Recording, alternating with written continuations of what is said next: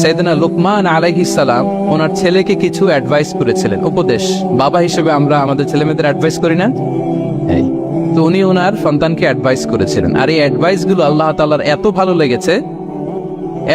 লেগেছে যে আল্লাহ তাআলা কোরআনের মধ্যে সরাসরি তুলে ধরেছেন।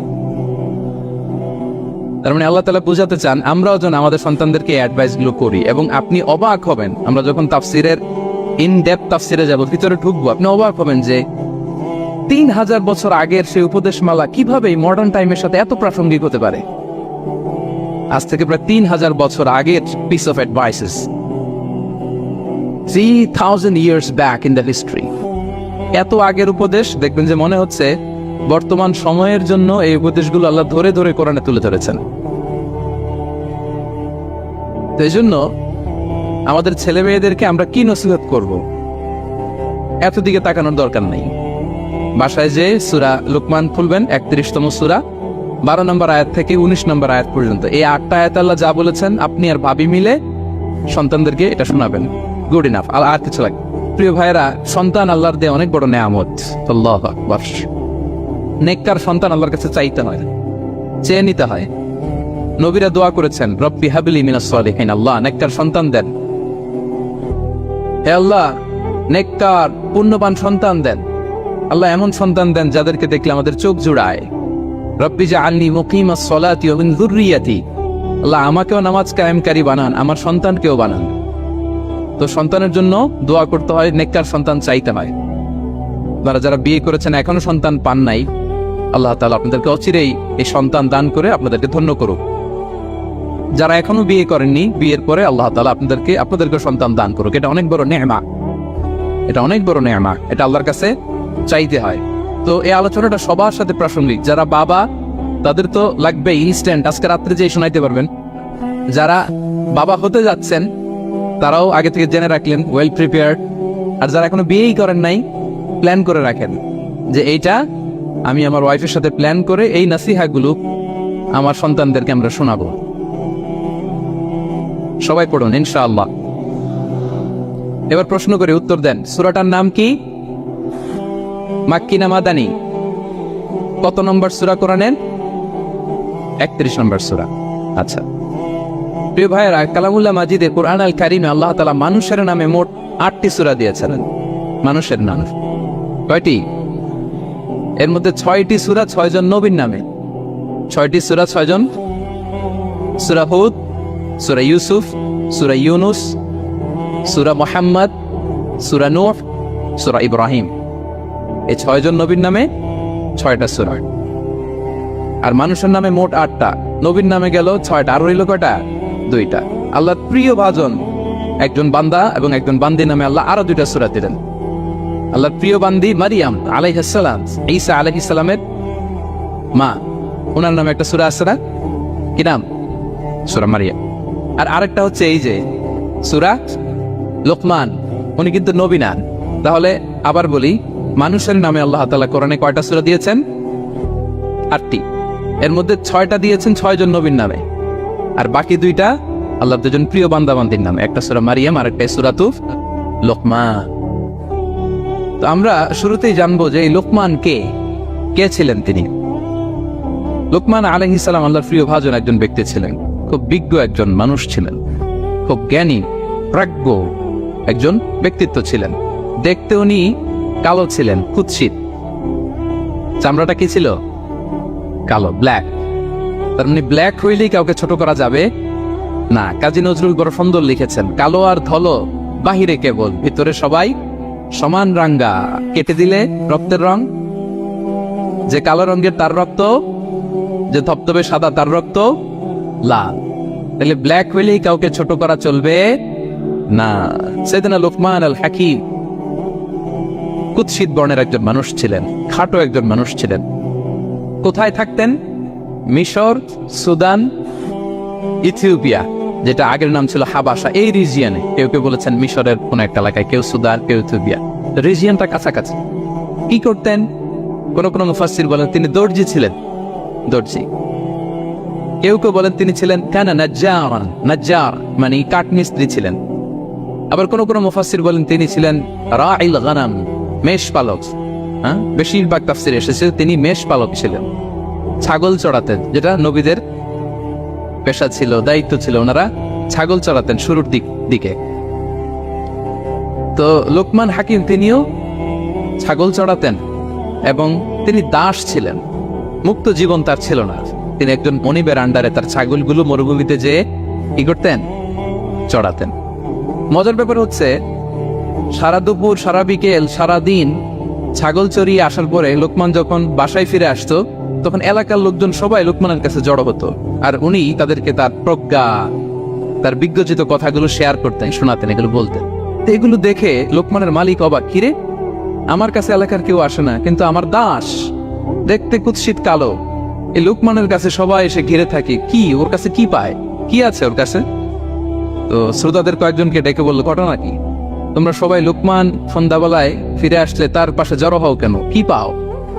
তো তারা বললো, আপনার দাস লোকমান, এটা সে সাধারণ কোনো মানুষ নয়, সে অসাধারণ মানুষ, সে এমন কথা বলে এগুলো শুনলে জীবন পাল্টে যায়। সুবহানাল্লাহ। মালিক বলে, ঘটনা কি? আমি ওর মালিক, কই কোনোদিন তো এরকম ওর সাথে কোনো কনভারসেশনে যাই নাই, কথা হয় নাই, আমি তো শুনি নাই, দেখি আজকে চেক করে দেখি কি ওর এত বিজ্ঞতা, এত জ্ঞান, এত প্রাজ্ঞতা কিসের দেখি। তো আজকে সন্ধ্যাবেলায় ফিরছে, উনি বলতেছি, ইয়া লোকমান ইযবাহ লানা শাতান, একটা ছাগল জবাই করো, ওয়া আফরিজ মিনহা আতিয়াবা মুদগাতাইন, এবার এই ছাগলের সবচেয়ে শ্রেষ্ঠ দুইটা অঙ্গ কেটে নিয়ে আসো, যাও।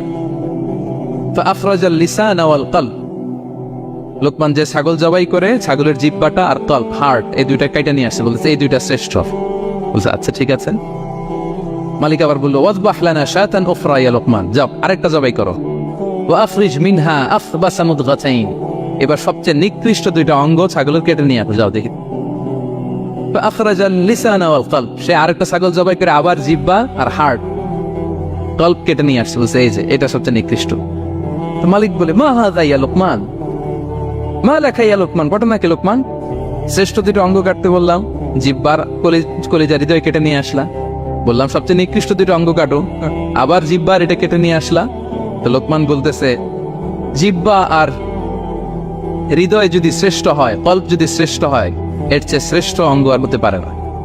আর জিহ্বা আর কলব যদি খারাপ হয়, মানুষের মুখ আর হৃদয় যদি খারাপ হয়, এর চেয়ে নিকৃষ্ট অঙ্গ আর হতে পারে না। সে তো অবাক, তাই তো? সে চিন্তা করে দেখে, তাই তো এই মুখ দিয়ে মানুষ ভালো কথা বলে, সত্যের পায়গাম পৌঁছায়, মানুষের কল্যাণের জন্য ডাকে, জিকির করে, তাসবিহ পড়ে, কোরআন তেলাওয়াত করে, তখন তো এই জিহ্বা শ্রেষ্ঠ। আবার এই জিহ্বা দিয়ে যখন সে সমালোচনা করে, গীবত করে, শেখায়াত করে, অন্যকে গালি দেয়, কত কথা বলে, তখন তো এই জিহ্বাটাই নিকৃষ্ট, ঠিক কিনা? আবার এই হৃদয় দিয়ে, এখানে সিনায় যখন আল্লাহর জিকির বসায়, এই হৃদয় দিয়ে মানুষের কল্যাণের কথা চিন্তা করে, সত্যের কথা চিন্তা করে, তখন তো এটা সবচেয়ে ভালো। আবার এই হৃদয়ে যদি অন্যের ব্যাপারে হিংসা পুষে রাখে, এই হৃদয়ে যদি সে নিজের ব্যাপারে হাই স্টিম, অহংকার পুষে রাখে, তাইলে হৃদয়ের চেয়ে খারাপ অহংকার হতে পারে? মালিক অবাক হয়ে গেল, তাই তো লোকমান, আসলেই তুমি অনেক প্রাজ্ঞ, অনেক বিজ্ঞ, যাও, তোমাকে আমি আর এই বন্দিত্বের মধ্যে আটকে রাখতে চাই না, তোমাকে আমি এই ভালো কথাগুলো গণমানুষের কাছে পৌঁছে দেওয়ার জন্য আজ থেকে তোমাকে লোকমান আমি আজাদ করে দিলাম। মুক্ত জীবন পেয়ে মুক্ত বিহঙ্গের মতো তিনি উড়ে বেড়াতে লাগলেন, আর মানুষের কাছে তার এই প্রাজ্ঞ বিজ্ঞচিত কথাগুলো তিনি ছড়াতে লাগলেন। তো তিনি তার সন্তানকে ডেকে বলেছিলেন, কিছু উপদেশ দিয়েছিলেন ডেকে, যে বাবা এটা করো, এটা করো, এটা করো, এটা করো না। এই তার সন্তানকে এই উপদেশগুলো তিনি যে দিলেন, আল্লাহ তাআলার কাছে এত ভালো লেগেছে, এতই চমৎকার এবং পারফেক্ট মনে হয়েছে, আল্লাহ তাআলা কিয়ামত পর্যন্ত গোটা বিশ্বের সব বাবারা, মায়েরা যেন তাদের সন্তানদেরকে এই উপদেশ দিতে পারে, হুবহু লিটারালি ওই কথাগুলো আল্লাহ তাআলা কোরআনের মধ্যে তুলে দিয়েছেন। আজকের সূরা লোকমানের দ্বিতীয় রুকুতে মূলত এই তাফসীরটাই আপনাদেরকে শোনাবো। তো কোন প্লট, কোন স্লট আজকে আলোচনা হবে, সবার কাছে ক্লিয়ার? হ্যাঁ, আগ্রহ জাগছে, জানার ব্যাপারে আগ্রহ জাগছে? আচ্ছা আসুন আমরা মহাবিশ্বের মহাগ্রন্থ আল কোরআন আল কারীম থেকে সরাসরি আলোচনা শুরু করি। আমরা আউযু বিল্লাহ দিয়ে শুরু করি, সবাই পড়ুন, আউযু বিল্লাহি মিনাশ শাইতানির রাজীম, বিসমিল্লাহির রহমানির রহিম। ولقد آتينا لقمان الحكمة أن اشكر لله ومن يشكر فإنما يشكر لنفسه ومن كفر فإن الله غني حميد سبحان الله পড়েন আল্লাহ তাআলা বলছেন ওয়ালাকাদ আতাইনা লুকমানাল হিকমা আমি লোকমানকে হিকমত দিয়েছি প্রজ্ঞা দিয়েছি আর বলেছি আনিশকুর লিল্লাহ লোকমান আল্লাহ শুকরিয়া করো ওমাই ইয়াশকুর ফাইন্নামা ইয়াশকুরু লিনাফসি যে আল্লাহ শুকরিয়া করে সে তার নিজের জন্যই করে এটা নিজের জন্যই ভালো ওমান কাফারা ফাইন্নাল্লাহা গানিয়ুন হামিদ আর যে শুকরিয়া করে না নাশুকরি করে অকৃতজ্ঞ হয় তাহলে জেনে রেখো আল্লাহ তাআলা তিনি গানি অমুখাপেক্ষী তিনি হামিদ সদা প্রশংসিত সুবহানাল্লাহ পড়েন তাহলে আল্লাহ তাআলা বললেন আমি লোকমানকে প্রজ্ঞা দিয়েছি হিকমত দিয়েছি হিকমত শব্দের সাথে আপনারা পরিচিত আছেন না আমি লোকমানকে হিকমত দিয়েছি এটা অনেক দামি জিনিস সবার থাকে না হিকমত জিনিসটা কি না জ্ঞান হচ্ছে নলেজ আর হিকমা হচ্ছে বাংলায় বলে প্রজ্ঞা হ্যাঁ ইংরেজিতে বলে উইজডম দেখি কেউ বলতে পারে কিনা একজন আমাকে শোনান দেখি হিকমতটা কি দেখি কেউ কিছু বলতে পারেন কিনা হিকমত মানে ক্ষমতা একজন বলছে আচ্ছা আর অলৌকিক সামথিং আর শক্তি আর হ্যাঁ এদিক থেকে যোগ্যতা আর জ্ঞান ঠিক আছে আমার ভাইরা চেষ্টা করছে আলহামদুলিল্লাহ আচ্ছা হিকমত আর ইলমের মধ্যে পার্থক্য আছে হিকমা is something more than knowledge আজকে শিখে যান ইলম মানে যেটা জ্ঞান বা নলেজ নলেজের সাথে যখন কমন সেন্স যুক্ত হয় তখন এটা হিকমা হয়ে যায় সুবহানাল্লাহ কইতে বললেন না নলেজ আর common sense I repeat knowledge আর কমন সেন্স ইকুয়াল টু হিকমা বা উইজডম শুধু জ্ঞান থাকলেই হয় না জ্ঞানটা কিভাবে আপনি অ্যাপ্রোচ করবেন প্রচার করবেন প্রেজেন্টেশন করবেন উপস্থাপন করবেন এটা জানার দরকার আছে না নাই অনেকের অনেক জ্ঞান আছে কিন্তু কিভাবে বলতে হয় কতটুকু বলতে হয় এটা জানে না তাই না তাহলে জ্ঞানকে কাজে লাগানোর যে মেকানিজম যে কর্মকৌশল এটার নাম হিকমা আল্লাহ বলেছেন হিকমতের সাথে দাওয়াত দাও উদউ ইলা সাবিলি রাব্বিকা বিল হিকমা হিকমতের সাথে দাওয়াত দাও নামাজ পড়া ফরজ সবাই জানি না আমরা এটাকে বলে ইলম কিন্তু নামাজটা কিভাবে পড়তে হয় রুকু কেমনে দিতে হয় সেজদা কেমনে করতে হয় সালাম ফিরায় কিভাবে এটা এক্সিট করতে হয় এই পুরো মেকানিজমটা জানার নাম হিকমা তাহলে knowledge plus common sense equal to হিকমা জ্ঞান আর কমন সেন্স একসাথে যদি হয় এটা উইজডম বা প্রজ্ঞা হিসেবে রিফ্লেক্ট করে বুঝতে পারছেন আল্লাহ বললেন আমি লোকমানকে প্রজ্ঞা দিয়েছি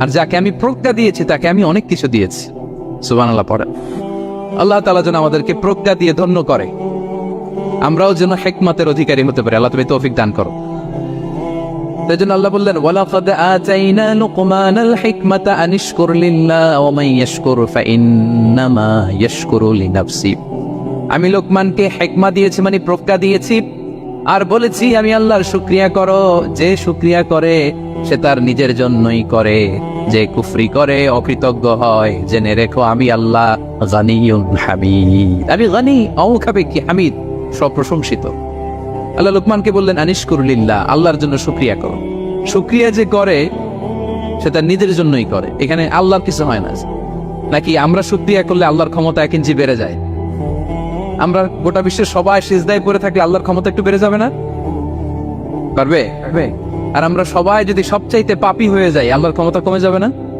কমবে তাহলে লাভ লস আল্লাহর কিছু নাই লাভ লস সব কাদের আওয়াজ করে সবাই বলুন লাভ লস কাদের শুকরিয়া করলে আমাদের লাভ লা ইন শাকারতুম লা আযীদান্নাকুম ওয়া লা ইন কাফারতুম ইন্না আযাবি লাশাদীদ আল্লাহ বলেন যদি তোমরা শুকরিয়া করো নেয়ামত বাড়িয়ে দেব আর যদি কুফরি করো জেনে রেখো আমার আযাব আমার পানিশমেন্ট আমার শাস্তি বড় কড়া আমি আল্লাহ সব সময় ধরি না ধরলে ছাড়ি না ঠিক কি না ধরে না ধরলে আল্লাহ ছাড়ে না শুকরিয়া করলে তিনি বাড়াতে থাকে দিতেই থাকে শুকরিয়া করবেন তো পাবেন নিয়ামতের শুকরিয়া করবেন তো পাবেন তো শুকরিয়া করলে আমাদের লাভ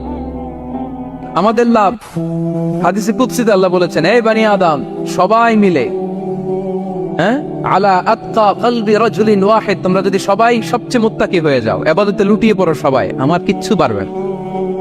আর তোমরা সবাই যদি আফজারি কলবি রাজুল ওয়াহিদ, সবচেয়ে নিকৃষ্ট আত্মার মানুষ হও, পাপাচারে ডুবে যাও, আমি আল্লাহর ক্ষমতার 1 ইঞ্চিও কমবে না। তাহলে শুকরিয়া করলে কাদের লাভ? সেটাই আল্লাহ বললেন, শুকরিয়া করলে তোমাদের লাভ। ওমান কাফারা ফা ইন্নাল্লাহা গানিয়্যুন হামিদ, তিনি অমুখাপেক্ষী, তিনি কারো কাছে ঠেকা না, কিন্তু আমরা তার কাছে ঠেকা, ঠিক কিনা? আমরা বিপদে পড়লে কার কাছে চাই? আল্লাহ কারো কাছে চায়? আমাদের ফরিয়াদ আমরা কার কাছে জানাই? আল্লাহর কি কারো কাছে ফরিয়াদ জানানো লাগে? তিনি গানিয়্যুন হামিদ, অমুখাপেক্ষী, কারো প্রতি তিনি মুখাপেক্ষী নয়। গোটা বিশ্ব তার কাছে প্রার্থনা করে, গোটা বিশ্ব মুখ থুবড়ে তার কাছে পড়ে থাকে, গোটা বিশ্ব লুটিয়ে পড়ে সিজদায় পড়ে তার কাছে রোনাজরি করে, কিন্তু তিনি কারো কাছে কিছু চেতে হয় না, তিনি গানিয়্যুন হামিদ। এরপর আল্লাহ তাআলা সাইয়েদনা লুকমান আলাইহিস সালাম সন্তানকে কি উপদেশ দিলেন এরপরের আয়াত থেকে শুরু করলেন। আল্লাহ তাআলা বললেন, ওয়া ইয ক্বালা লুকমানু লিবনিহি ওয়া হুয়া ইয়াইদুহু ইয়া বুনাইয়া লা তুশরিক বিল্লাহ ইন্নাশ শিরকা লাযুলমুন আযীম।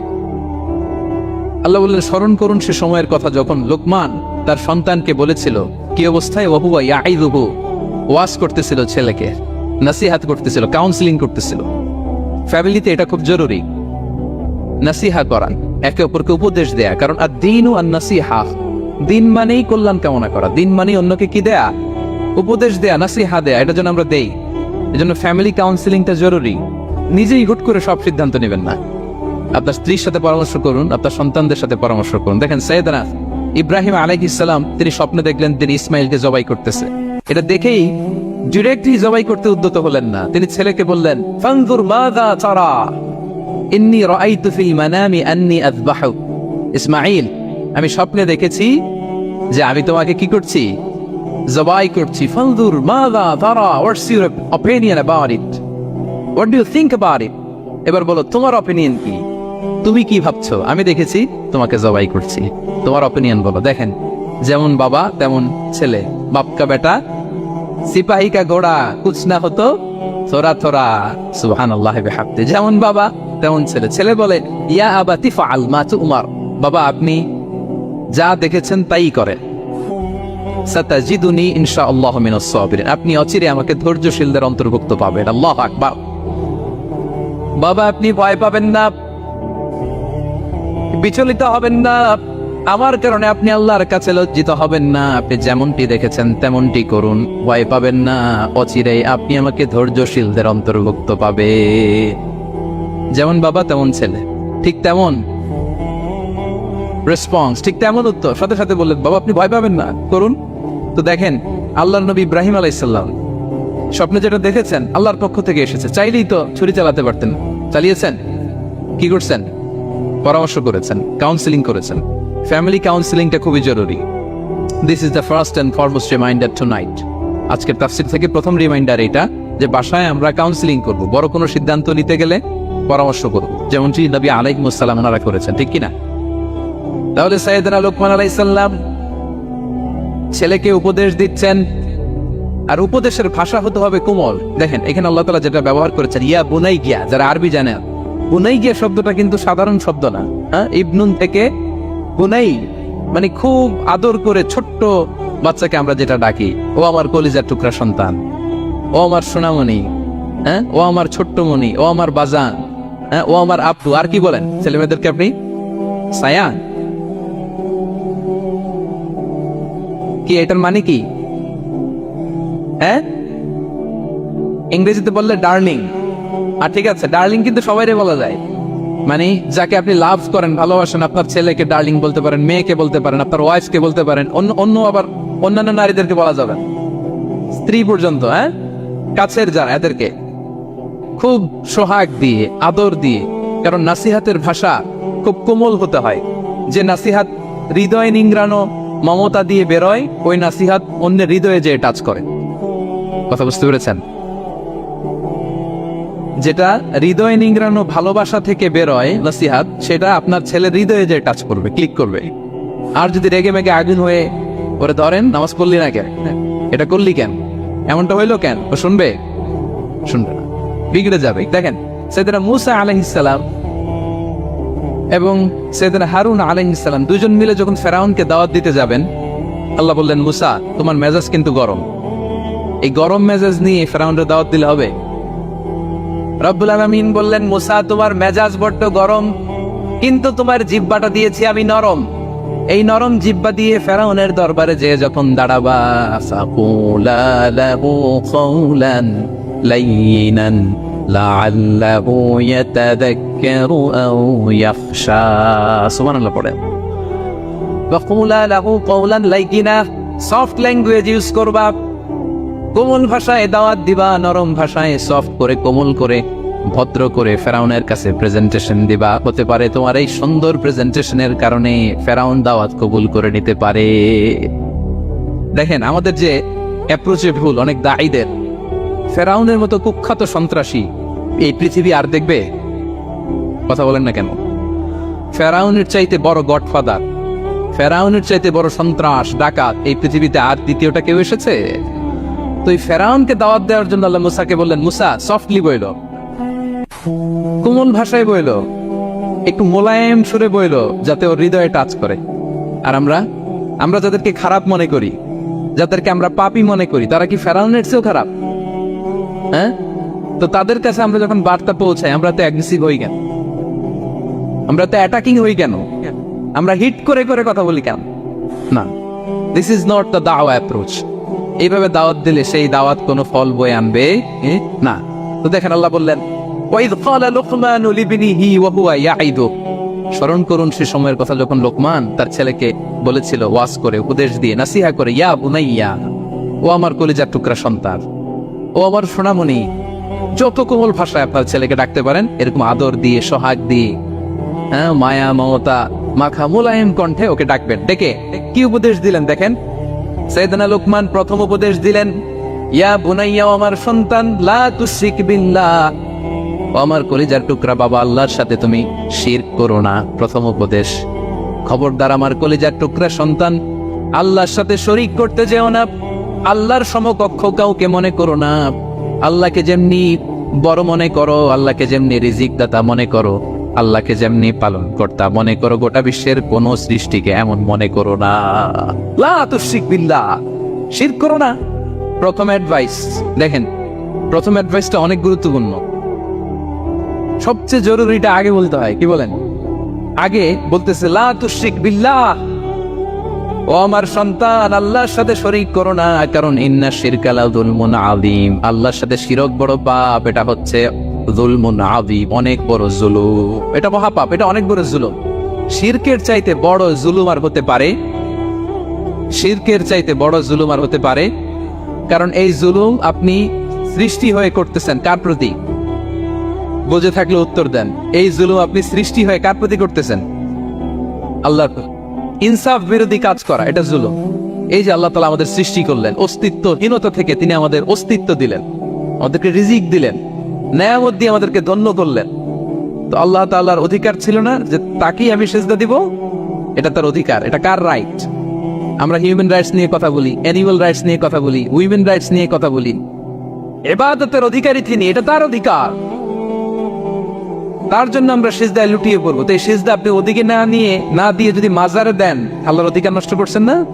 কথা বলেন, এটা ইনসাফ হইছে? যিনি রিজিক দিল, যিনি সৃষ্টি করলো, যিনি নিয়ামত দিল, তার ইবাদত না করে আপনার মতো আরেকটা সৃষ্টির সামনে আপনি এরকম নমস্ত নমস্ত গান, এটা তার অধিকার হরণ হয়েছে না? এটা ইনসাফ বিরোধী হয়েছে না? এজন্য আল্লাহ বলেছেন, ইন্না শিরকা লা যুলমুন আযীম, শিরকে সবচেয়ে বড় জুলুম বলার কারণ কি? কারণ আপনি সৃষ্টি হয়ে স্রষ্টার উপর জুলুম করেছেন। এর চেয়ে বড় জুলুম আর হতে পারে? এজন্য সাইয়েদনা লুকমান আলাইহিস সালাম বললেন, ইয়া বুনাইয়া লা তুশরিক বিল্লাহ, ও আমার কলিজার টুকরা সন্তান, খবরদার খবরদার, কশিন কালে আল্লাহর সাথে শিরক করবে না। কারণ শিরক হলো সবচাইতে বড় জুলুম, সবচেয়ে বড় পাপ, সব পাপের বাপ, এর নাম হচ্ছে শিরক। এর চেয়ে বড় পাপ হতে পারে? পাপের জগতে যদি র্যাঙ্কিং করেন, নাম্বার 1 সবাই নাম্বার 1। আল্লাহ সব মাফ করে দেয়, সব গুনাহ তিনি ক্ষমা করে দেয়, সব পাপকে তিনি চাইলেই মোচন করে দিতে পারেন, শুধুমাত্র কেবলমাত্র শিরকের গুনাহ ছাড়া। ঠিক কিনা? ইন্নাল্লাহা লা ইয়াগফিরু আন ইউশরাকা বিহি ওয়া ইয়াগফিরু মা দুনা যালিকা লিমান ইয়াশা। আল্লাহ তাআলা চাইলে সব গুনাহ তোমার ক্ষমা করে দিতে পারেন, কেবলমাত্র শিরকের গুনাহ ছাড়া। এটা ক্ষমা করে না, কারণ এইটা আল্লাহকে অপমান করার শামিল। যে আল্লাহ আপনার জীবন দিলেন, রিজিক দিলেন, সব দিলেন, গোটা জগৎটাই তো তা, সব দেওয়ার পরেও সিজদা যে আপনি কোথায় দেন? হ্যাঁ, মাজারে, দরগায়, বাবার কাছে। এরকম আছে না নাই? হ্যাঁ, আমাদের এখানে কেউ নাই। হ্যাঁ, দেশে গেলে এরকম মাজারে যে মানত টানত করেন নাকি? হ্যাঁ, মানত করেন? মাজারে সিজদা দেওয়া যাবে? চাইতে হবে একটা সত্তার কাছে। চিল্লায় বলুন তো তিনি কে? এজন্য বিশ্বনবী বলেন, ইদা সাআলতা ফাসআলিল্লাহ, চাইলে আল্লাহর কাছে যাও। ওয়া ইদা ইসতাআনতা ফাসতাইন বিল্লাহ, সাহায্য যদি চেতে হয় একজনের কাছে চাইবা। চিল্লায় বলেন তিনি কে? নাকি বাবার কাছে? হ্যাঁ, দয়াল বাবা রে দয়া করো আমারে। আপনার বাবার যখন ডায়রিয়া হয় উনি চায় কার কাছে? আপনার বাবা যখন বিপদে পড়ে কাঁদে কার কাছে? এই জন্য আমরা যাবো কার কাছে? দয়াল আল্লাহ রে দয়া করো আমারে, এটা বলতে হবে। ঠিক কিনা? বলেন সবাই, দয়াল আল্লাহ রে দয়া করো আমারে। এজন্য এই জিনিসটা সাইয়েদনা লুকমান আলাইহিস সালাম প্রথমে ফোকাস করলেন, বললেন লা তুশরিক বিল্লাহ, ও আমার কলিজার টুকরা সন্তান, আল্লাহর সাথে শিরক করো না, খবরদার। আল্লাহর সাথে কাউকে সমকক্ষ মনে করবা না, কারণ ইন্নাশ শিরকা লাযুলমুন আযীম, শিরক হলো সবচাইতে বড় পাপ, মহা জুলুম। এই জুলুম আল্লাহর প্রতি করা হয়। তাহলে প্রথম উপদেশটা বুঝতে পারছেন আমার প্রিয় ভাইয়েরা? আল্লাহর সাথে শিরক করা চলবে। চাইবো কার কাছে? সন্তান হয় না, কই চাবেন? নাকি মাজারে? মাজারে চাওয়া যাবে? বাবার কাছে চাওয়া যাবে? ছেলে সন্তান দেয় কে? মেয়ে দেয় কে? ছেলে মেয়ে দুটোই দেয় কে? ছেলেও দেয় না, আবার মেয়েও দেয় না। চিৎকার করে বলেন তো তিনি কে? আমরা তার কাছে চাইব। সব পরিস্থিতিতে আমরা একজনের কাছে চাইব। তিনি কে? আবার রব্বুল আলামিন বিশ্বনবীকে জানিয়ে দিলেন, ও নবী শোনো শোনো, তোমার আগে সব নবীকে আমি জানিয়ে দিয়েছি, লা ইন আশরাকতা লা ইয়াহবাতান্না আমালুকা ওয়া লা তাকুনান্না মিনাল খাসিরিন। তুমি যদি আল্লাহর সাথে কাউকে শিরক করে ফেলো, তোমার সব আমলগুলো বাতিল হয়ে যাবে। কিয়ামতের ময়দানে তুমি হবা খাসিরিন, ক্ষতিগ্রস্ত, কিছুই থাকবে না। যদি শিরক করো তোমার আমল বাতিল, খবরদার। কিয়ামতের দিন তুমি হায় হায় করবে, অভাগা দুর্ভাগা হয়ে উঠবে। এজন্য শিরককেও আমরা না বলে দিব। শিরকের সাথে আমাদের কোনো সম্পর্ক আছে? জোরে বলেন। গুরুত্বপূর্ণ পয়েন্ট। এজন্য ছেলেকে আগে বললো, বাবা খবরদার শিরক করো না। আবার হাদিসে কুদসিতে রব্বুল আলামিন বলেন, গোলাম কিয়ামতের কঠিন ময়দানে গোটা জমিন পরিমাণ গুনার বোঝা নিয়ে যদি তুমি আমি আল্লাহর দরবারে হাজির হয়ে যাও, আর ওই গুনার বোঝার মধ্যে যদি শিরকের গুনাহ না থাকে, আমি আল্লাহ গোটা জমিন পরিমাণ ক্ষমার বস্তা নিয়ে তোমার কাছে হাজির হয়ে যাব। কথাটার ওজন দেখছেন? জমিন পরিমাণ গুনাহ নিয়ে আসছো আমার কাছে কিয়ামতের দিয়ে। ওই গুনার মধ্যে অনেক ধরনের গুনাহ, নামাজ পড়ো নাই, রোজা রাখো নাই, এই করছো সেই করছো, কিন্তু এই গুনার বিশাল পৃথিবী পরিমাণ গুনার বোঝার মধ্যে শিরকের গুনাহ নাই। তাহলে আমি আল্লাহ এই দুনিয়া পরিমাণ ক্ষমার বোঝা নিয়ে তোমার কাছে চলে আসো। শিরক করা যাবে? তাহলে প্রথম উপদেশ দিলেন, হে আমার কলিজার টুকরা সন্তান, শিরক করো না, শিরক করো না। আমার ভাইয়েরা, আমার কলিজার টুকরা ক্লাঙের ভাইয়েরা, সন্তানদেরকে এই শিরকের ব্যাপারে, শিরকের ভয়াবহতার ব্যাপারে আপনাকে জানাতে হবে। It's your duty. আপনি শুধু বাবা হইলেই চলবে না, আপনার ছেলে মেয়ে কোন পথে চলবে এটা আপনাকে ঠিক করে দিতে হবে। ওরা এখন ছোট, ছোট থেকে যদি এই তাকওয়ার সফটওয়্যারকে ইনস্টল করে দেন, ওই সফটওয়্যার দিয়ে তার জীবন চলবে। ঠিক কিনা? হ্যাঁ, ওরা যখন ছোট থাকে কাদা মাটির মতো থাকে। কাদা আর মাটিকে যেমন ডিজাইন করতে মনে চায় করা যায় না? একই কাদা মাটি দিয়ে বল বানানো যায়, ঘর বানানো যায়, পুতুল বানানো যায়, ওই এটা বানানো যায়, অনেক কিছু বানানো যায়। কিন্তু এটা যখন শুকিয়ে শক্ত হয়ে যায় আর কিছু করা যায়? ছোটবেলা থেকেই now this is the high time ওদেরকে এডুকেট করার, এখন মোক্ষম সময়। এটা আপনার রেসপন্সিবিলিটি বাবা হিসেবে করতেই হবে। নতুন প্রজন্মকে আমাদের বাঁচাতেই হবে, ঠিক কিনা? মানুষের পেট থেকে বেরোলেই কেউ মানুষ হয় না। গরুর পেট থেকে যেটা বেরোয় এটা গরু, ছাগলের পেট থেকে বেরোলেই ছাগল হয়ে যায়, হাতির পেট থেকে বেরোলে হাতি হয়ে যায়। কিন্তু মানুষের পেট থেকে একটা কিছু বেরোলে ওটা মানুষ হয়, ওটার মানুষ বানাতে হয়। কি করতে হয়? মানুষ বানাতে হয়। গরুকে কেউ কোনোদিন বলে না তুই গরুর মতন গরু হ। ছাগলরে কেউ কোনোদিন কইছে যে তুই ছাগলের মতো ছাগল হ, কিন্তু এই মানুষকেই বলা হয় তুমি মানুষের মতো মানুষ হও, মানুষের মতো মানুষ হও। মানুষের মতো মানুষের বড্ড অভাব, ঠিক কিনা? তা আমাদের ছেলেমেয়েরা মানুষের মতো মানুষ হোক, আমরা চাই কি চাই না? এই উপদেশগুলো আমাদের দিতে হবে, ওদেরকে জানাতে হবে। ছোট্ট মানুষ অনেক কিছুই বোঝে না, ওদেরকে কোনটা সত্যবাদিতা, কোনটা ন্যায়পরায়ণতা, কোনটা আমানতদারিতা, কোনটা চুরি ধরে ধরে বোঝাতে হয়। আমাদের ছোট্ট সোনামণিরা দেখবেন ছোটবেলায় ওই ছোট অবস্থায় যারা থাকে, ছোট স্কুলে যায়, স্কুলে যে আরেকজনের পেন্সিল ব্যাগে করে নিয়ে আসে দেখবেন। মানে ওরে দিচ্ছেন আপনি ব্লু কালারের, ওর এটা ভালো লাগে নাই, ওর ভালো লাগছে পিঙ্ক কালারের একটা, তো আরেকজনের পিঙ্ক কালারের পেন্সিল ব্যাগে করে নিয়ে আসছে, রাবার নিয়ে আসছে। ও খারাপ মনে আনে নাই, কারণ ও জানে না, ও ভাবছে যেটা সুন্দর লাগে ওইটাই মনে হয় আমার। কিন্তু অন্যের জিনিস যে না বলে নিয়ে আসলে এটাতে চুরি বলে, ওইটা জানেই না। তো এগুলি ওদেরকে জানানোর শিখানোর দরকার আছে না? নাই? নাই। দায়িত্বটা কার? বাবা মায়ের। আমার প্রিয় ভাইয়েরা, সন্তানদেরকে যেন আমরা গাইড করি, ইনস্ট্রাক্ট করি, আমরা যেন ওদেরকে শিখাই কোনটা সত্য কোনটা মিথ্যা। এখন তো এই যে সোশ্যাল মিডিয়ার যুগ, এটা ছাড়া খেতেই চায় না, তাই না? ঘুমাতেই চায় না। সে কি দেখে এটা আপনার জানতে হবে। সে কোথায় যায়, সে কার সাথে মেশে, সে কোন সাইটগুলো ব্রাউজ করে, এটা বাবা হিসেবে জানার দরকার আছে না? নাই? প্যারেন্টিং কন্ট্রোলের একটা ব্যবস্থাপনা আছে, আপনি কন্ট্রোল করে দিতে পারবেন। আপনি সাইন করে দিবেন ইউটিউবে আপনার জিমেল দিয়ে, ও কি দেখে আপনি সব চেক করতে পারবেন হিস্ট্রিতে। যুগ যেমন, ওই যুগের মেডিসিনও তেমন, ওইভাবে আপনাকে নিয়ন্ত্রণ করতে হবে। কারণ এই যুগে আমাদের তরুণ শিশু কিশোররা এত এত চ্যালেঞ্জের সম্মুখীন হচ্ছে যেটা আগে কখনো হয় নাই। The world is changing so fast, it's very difficult to handle our teenagers. ওদের প্রশ্ন শুনলে আপনি অবাক হয়ে যাবেন। আমি উত্তর দিতে পারি না মাঝে মাঝে, আমার ছোট মেয়ের অনেক প্রশ্নের উত্তর দিতে পারি না, মানে পারি, ও মানতে চায় না, আরবিও করে, এমন এমন কথা বলে যেগুলো আমরা 10-15 বছর বয়সও শিখি না। আজকে 5-6 বছরের ছোট বাচ্চা ছেলে মেয়ে আপনাকে এমন প্রশ্ন করবে আপনি অবাক হয়ে যাবেন। এজন্য ছোটবেলা থেকেই ওদের মন মস্তিষ্কের ভেতরে এই ইসলামের শিক্ষাটা ঢুকাই দিতে হবে। আমার ভাইয়েরা, ইসলাম সেটাই চায় যে এইমাত্র জন্মগ্রহণ করছে যে বাচ্চাটা, নবজাতক, নিউ বর্ন বেবি, ওর আমল নামা শুরু হয়েছে। সবাই বলেন, এইমাত্র ভূমিষ্ঠ একটা বাচ্চার আমল নামা শুরু হয়েছে। তারপরে ইসলাম বলে ওর কানের সামনে আল্লাহু আকবার, আল্লাহু আকবার বলে আল্লাহর নামটা ঢুকিয়ে দাও। এখনো আমল নামা শুরু হয় নাই, এখনো ভালো খারাপের কিছুই হয় নাই, তারপরও আল্লাহ বলে দুনিয়াতে আসার সাথে সাথে আজান দিয়ে ইসলামের কথাটা কানের ভেতরে ঢুকায়া দাও। আমাদের দায়িত্ব হচ্ছে ওদেরকে এডুকেট করা। 1 নাম্বার উপদেশ তিনি দিলেন, লা তুশরিক বিল্লাহ, শিরক করুন, শিরক মহাপাপ। এই পয়েন্টটা বুঝতে পারছেন সবাই? উনি বেসিকলি ওনার সন্তানকে 9টা উপদেশ দিয়েছিলেন। কয়টা? সবাই বলুন, 9টা।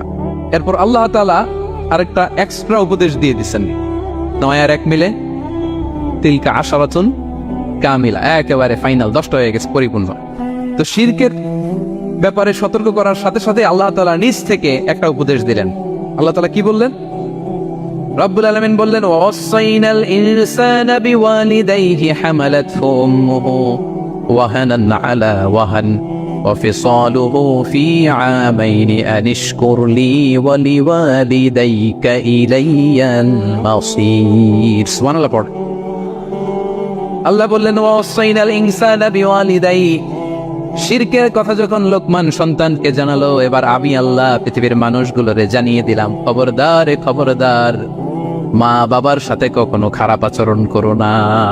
ওয়াসাইনাল ইনসান, মানুষকে আমি ওসিয়ত করলাম, রেকমেন্ড করলাম, ভার্ডিক্ট জারি করে দিলাম, বিওয়ালিদাই, মা বাবার ব্যাপারে তাদের সাথে সদাচরণ করবে, মা বাবার সাথে খারাপ আচরণ করা যাবে জান্নাতে একটা দরজা আছে, নাম আল আব, বাবা, আর একটা আল মা। যারা বাবা মার সাথে ভালো আচরণ করছে তারা ওইটা দিয়ে ঢুকবে। সুবহানাল্লাহ পড়েন। এক লোক বললে, ইয়া রাসূলুল্লাহ, আমার মাকে কাঁধে করে কাবার চারদিকে ঘুরিয়েছি, তাওয়াফ করিয়েছি, প্রচন্ড রোদের মধ্যে আমার মাকে কাঁধে করে কাবার চারদিকে লাব্বাইক লাব্বাইক বলে অনেকবার ঘুরিয়েছি। ইয়া রাসূলুল্লাহ, আপনি আমাকে বলে দেন, ছোটবেলা যখন আমি আমার মায়ের বুকের দুধ খেয়েছি ওই দুধের শোধটুকু আদায় হয়েছে কিনা? বিষ্ণুই বললেন, কি প্রশ্ন করলা তুমি? লাউ কাতাতা জিলদাক, তুমি যদি তোমার গায়ের চামড়া কেটে জুতা বানিয়ে দাও, চামড়াটা কেটে শুকিয়ে যদি জুতা বানিয়ে তোমার মায়ের পায়ের নিচে দিয়ে দাও, ছোটবেলায় মায়ের বুকের যে দুধ খেয়েছো, একটা দুধের এক ঢোক দুধ খাওয়ার শোধ আদায় হবে না। এক ঢোক যে দুধ খাইছো ওইটারই শোধ আদায় হবে। খবরদার, খবরদার, বাবা মার ব্যাপারে সাবধান। বিশেষ করে মায়ের সাথে দুজনের কথা আল্লাহ প্রথমে বললেন, এরপরে বললেন বিশেষ করে মায়ের সাথে, কারণ হামালাতহু উম্মুহু, বাবা তোমারে পেটে ধরে নাই, পেটে ধরেছে কে? ওয়াহানান আলা ওয়াহান, 10 মাস 10 দিন বোঝার পরের বোঝা, যন্ত্রণার পরে যন্ত্রণা বাবা সহ্য করে নাই, করেছে কে? এত বড় একটা পেট হয়ে গেছিল, জানেন তো? হ্যাঁ, আল্লাহ। এই পেটটা নিয়ে বারবার কিচেনে যাওয়া লাগছে, এটা নিয়ে টয়লেট করে, এটা নিয়ে গোসল করে, ঘুমাতে পারে না, শুইলে উঠতে পারে না, উঠলে বসতে পারে না। একদিন 2 দিন, 1 সপ্তাহ 2 সপ্তাহ, 10 মাস 10 দিন আমার মাকে এই কষ্ট দিয়েছে। মায়ের কলিজার মাঝখানে লাথি মেরে দুনিয়াতে এসেছে। এরপরে আল্লাহ বললেন, ওয়া ফিসালুহু ফি আমাইন, এখানেই শেষ নয়, দুধ ছাড়াতে লেগেছে 2 বছর। কয় বছর?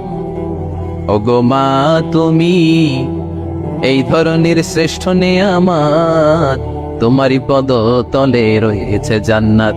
ওগো মা, তুমি এই ধরনের শ্রেষ্ঠ নেয়ামত, তোমারই পদ তলে রয়েছে জান্নাত। ঠিক কিনা? দেখেন আল্লাহ মর্যাদা কোথায় বাড়ালো। আমাদের দুনিয়ার পুরুষ মানুষদের পায়ের নিচে থাকে জুতা, জুতার নিচে বালু, কার্পেট কিংবা ফ্লোর। আর আল্লাহ বলে, দুনিয়ার এক একটা মায়ের পায়ের নিচে আমি জান্নাত দিয়ে রেখেছি। এই পৃথিবীটারে 100 বার বিক্রি করলে জান্নাতের একটা চেয়ারের দাম হবে? বুঝে শুনে উত্তর দিবে। এই পৃথিবীটাকে, পৃথিবীর যে সম্পদ, এটা এস্টিমেশন করে 1000 বার বিক্রি করলে যে দামটা হবে, ওই দাম দিয়ে জান্নাতের একটা চেয়ারের দাম হবে? এই পৃথিবীরে 10,000 কোটি বার বিক্রি করলে যেই অ্যাসেট হবে, যে অ্যামাউন্ট হবে, ভ্যালিউ হবে, ওই দাম দিয়ে জান্নাতের একটা টেবিলের দাম হবে? আর যেই জান্নাত, পুরো জান্নাতটা মায়ের পায়ের নিচে পড়ে আছে, ওই পা দুইটার দাম কত? সুবহানাল্লাহ পড়বেন না? মা বাবার দোয়া অনেক বড় দোয়া। কখনো যেন আমরা বেয়াদবি না করি, কখনো যেন তাদের মনে কষ্ট না দেই, সবসময় যেন তাদের কাছ থেকে দোয়া নেই। পারা যাবে? এটা আল্লাহ তাআলা ঢুকিয়ে দিলেন। তাহলে সাইয়েদনা লোকমান প্রথমে বলল, বাবা শিরক করো না। এরপরে রব্বুল আলামিন বললেন, শিরকের পরে তোমাদের সবচাইতে বড় দায়িত্ব যে বাবা মা তোমাদের জন্য এত কষ্ট করেছে, তাদের সাথে খারাপ আচরণ করো না। 2টা হয়ে গেল। কয়টা? আওয়াজ করে বলেন কয়টা? 3 নম্বরে সাইয়েদনা লোকমান আলাইহিস সালাম ছেলেকে বললেন, ইয়া বুনাইয়া ইন্নাহা ইন তাকু মিসকালা হাববাতিন মিন খারদালিন ফাতাকুন ফি সাখরাতিন আও ফিস সামাওয়াতি আও ফিল আরদি ইয়াতি বিহা আল্লাহ ইন্নাল্লাহা লাতীফুন খাবীর। 3 নম্বরে সাইয়েদনা লোকমান বললেন, বাবা সরিষার দানা পরিমাণ কোনো ভালো কাজ যদি তুমি করো, কিংবা খারাপ কাজ যদি তুমি করো, সেটা যদি মাউন্ট এভারেস্টের উপরে উঠে করো, কোনো খারাপ কাজ, আও ফিস সামাওয়াতি মহাশূন্যে যে যদি করো, আও ফিল আরদে জমিনের অতল গহ্বরে কোনো সুড়ঙ্গ বানিয়ে সেখানেও যে যদি কোনো পাপ করো, ইয়াতি বিহাল্লাহ, সেটাও আল্লাহ নিয়ে আসবে। কোনো পাপ বা কোনো ভালো কাজ আকাশে উঠে, পাহাড়ে উঠে, কিংবা সুরঙ্গ করে জমিনের ভিতরে ঢুকেও যদি করো, কিয়ামতের দিন আমলনামায় সেটা দেখতে পাবে। সুবহানাল্লাহ পড়বেন না? কারণ ইন্নাল্লাহা লাতীফুন খাবীর, তিনি হলেন লতিফ, সূক্ষ্মদর্শী। যত ছোট কাজই করো না কেন তার চোখে ফাঁকি দেয়া যায়।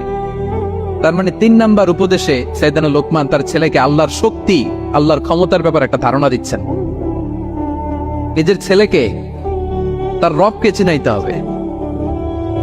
আমাদের রবকে আমাদের চিনার দরকার আছে না নাই?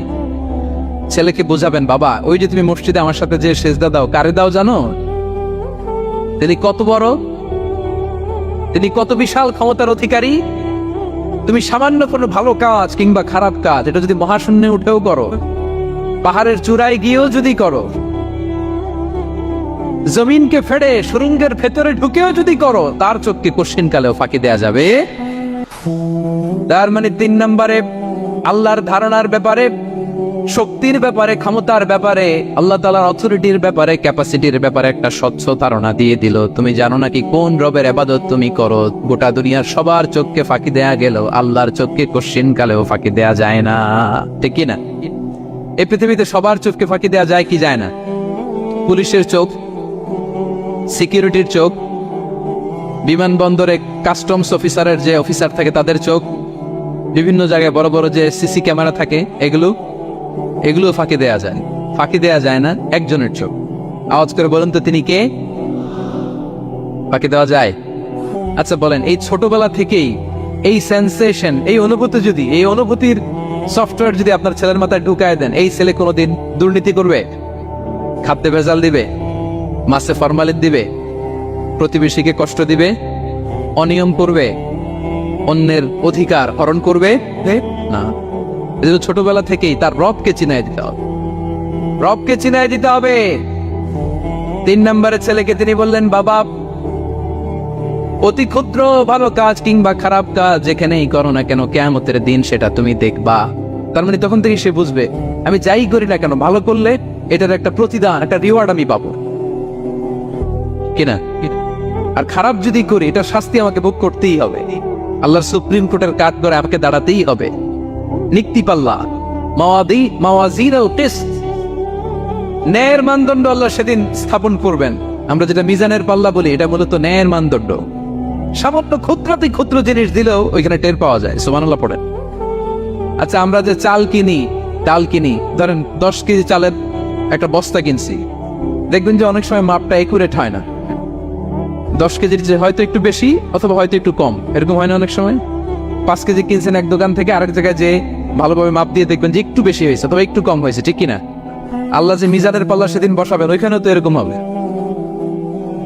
فَمَن يَعْمَلْ مِثْقَالَ ذَرَّةٍ خَيْرًا يَرَهُ وَمَن يَعْمَلْ مِثْقَالَ ذَرَّةٍ شَرًّا يَرَهُ।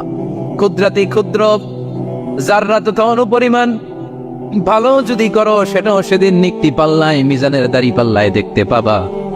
ক্ষুদ্রাতি ক্ষুদ্র খারাপও যদি করো, সেদিনও মিজানের পাল্লায় সেটা তুলে দিবে কে?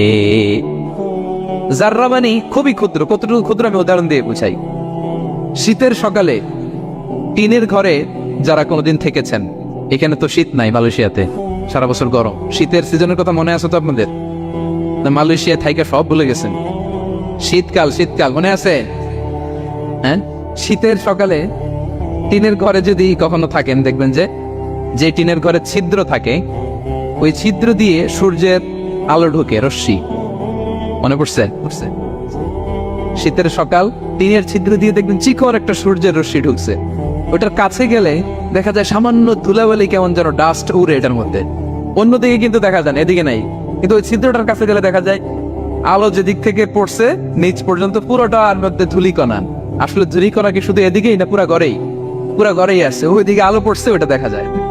ওই যে ছোট্ট সূর্য রশ্মির মধ্যে কাছে গেলে যে ছোট্ট ছোট্ট ধুলিকণা দেখা যায়, ওইটার নাম হচ্ছে যাররা। ফামান ইয়ামাল মিসকালা যাররাতিন খাইরান ইয়ারা। এই ধুলিকণার ডাস্টের যাররা পরিমাণ ভালো করলে সেটাও দেখতে পাবা, আবার যাররা পরিমাণ খারাপ করলে সেদিন কিয়ামতের ময়দানে মিজানের পাল্লায় সেটাও দেখতে পাওয়া। পড়েন সুবহানাল্লাহ। তার মানে 3 নম্বরে ছেলেকে আল্লাহর শক্তি আর সম্ভাবনা সম্পর্কে সতর্ক করলেন, জানান দিয়ে বললেন, বাবা যেটাই করো না কেন, সবার চোখকে ফাঁকি দেওয়া যায় না, একজনের চোখ, তিনি কে? কয়টা গেল উপদেশ?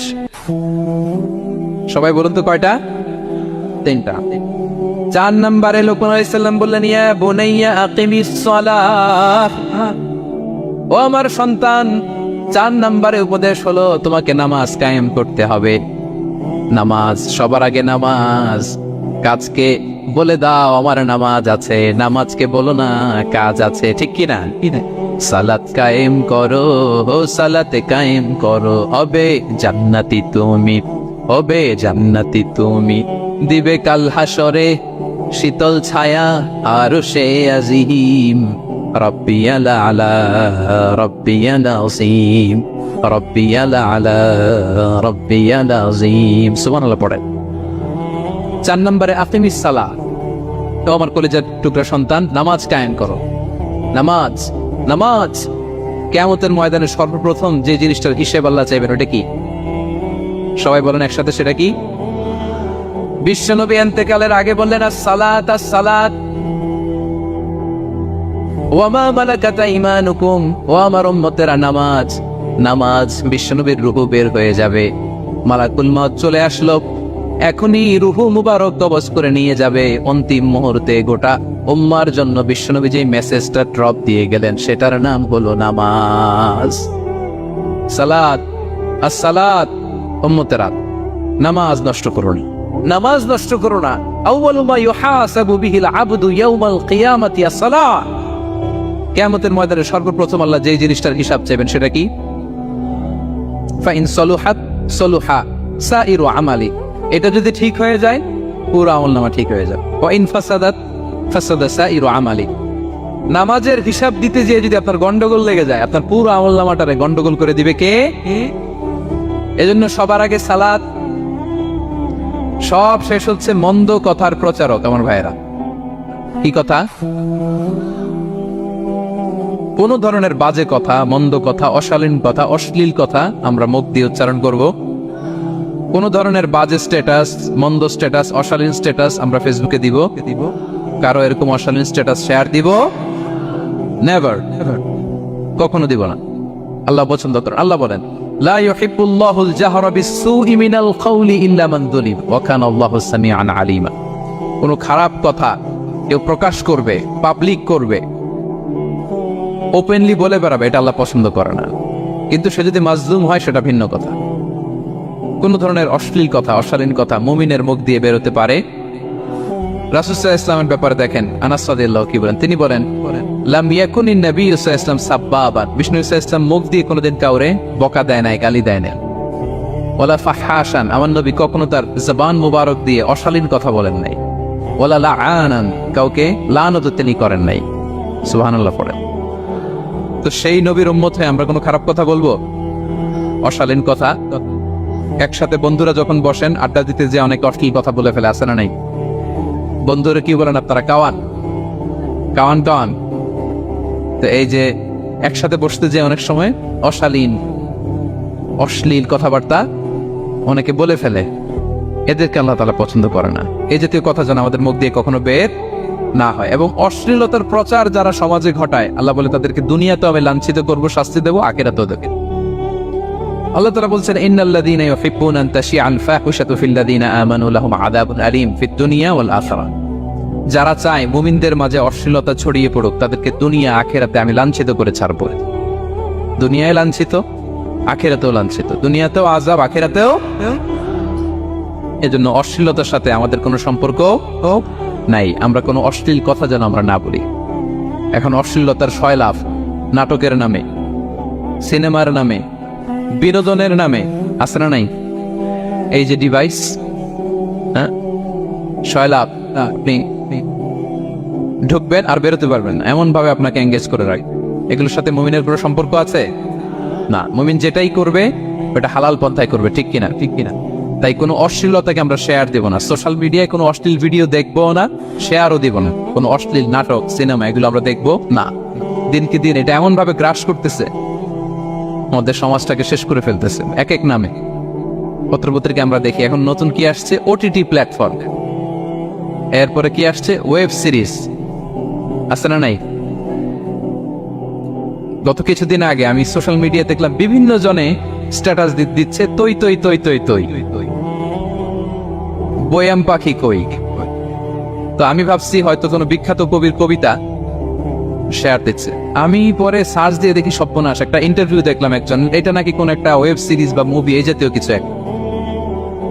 তো দেখেন, কবিতার নামে, গানের নামে, সাহিত্যের নামে, সংস্কৃতির নামে, এন্টারটেইনমেন্টের নামে, বিনোদনের নামে এই অশ্লীলতার ফয়লাভ, ঠিক কিনা? কিনা এই অশ্লীলতার সাথে আমাদের কোনো সম্পর্ক আছে? আমরা যেন মুখ দিয়ে উচ্চারণ না করি এগুলো, ঠিক কিনা?